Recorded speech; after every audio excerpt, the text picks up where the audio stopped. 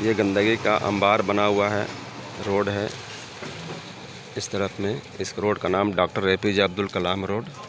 यह कुली रोड आगे में है और इसके जस्ट पीछे में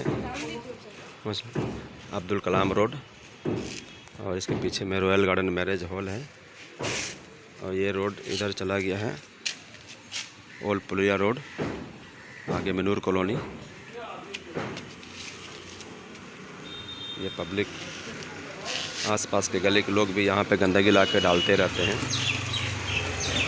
ये यहाँ पे Bombay cloth store, future focus play school और यहाँ पे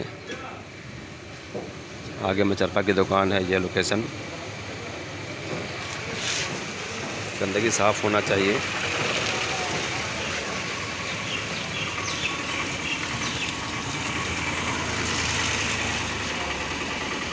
ये